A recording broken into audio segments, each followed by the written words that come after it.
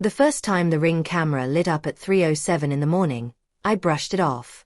Maybe a wiring issue, maybe headlights from a car, or even a moth brushing against the lens. But then it happened again. And again.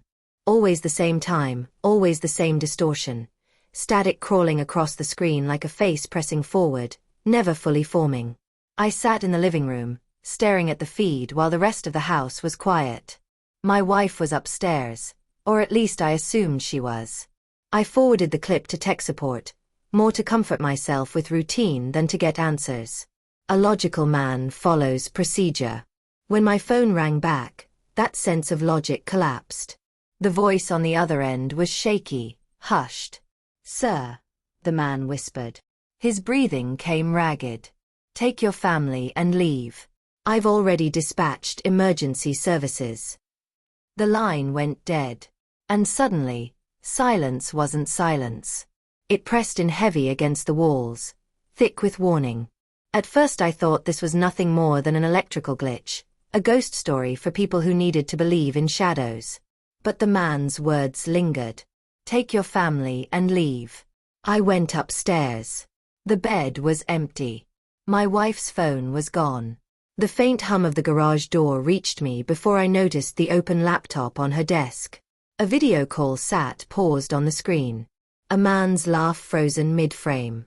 Her voice followed, soft, intimate, the kind of softness I hadn't heard from her in years. The static hadn't been random. The system had caught pieces of something it was never meant to record.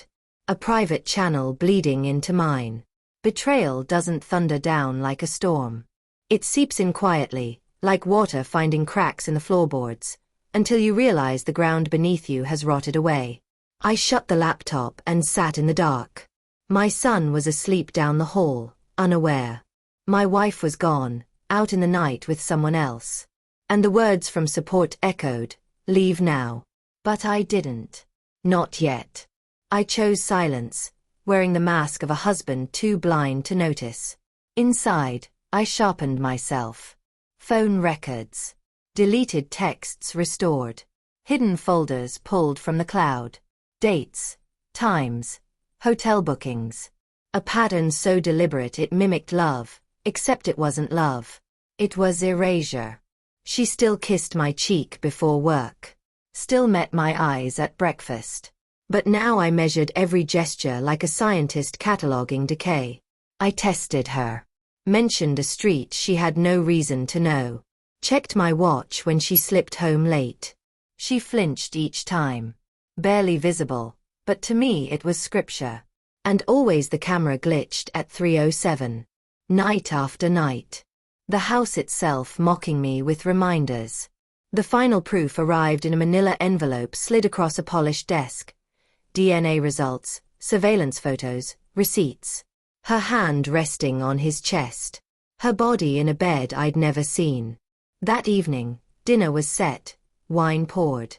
She walked in humming, groceries in hand, smiling like life hadn't been carved in half. I placed the envelope on the table and said nothing. Her fingers clenched the bags until the plastic split.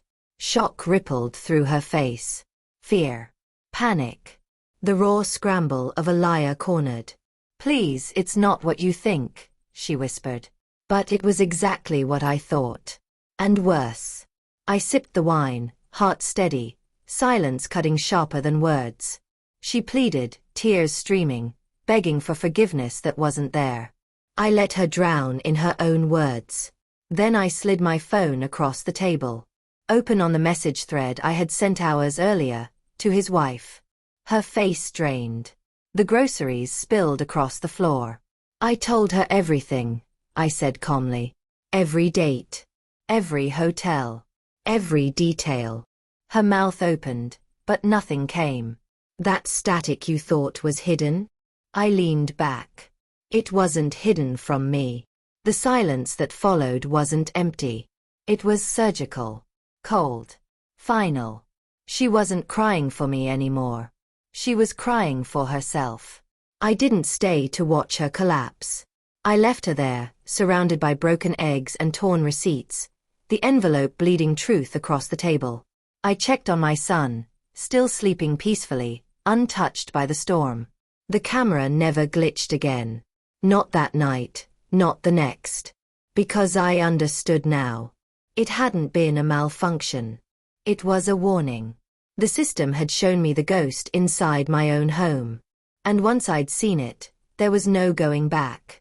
Some spirits don't haunt you. They simply reveal who was haunting you all along.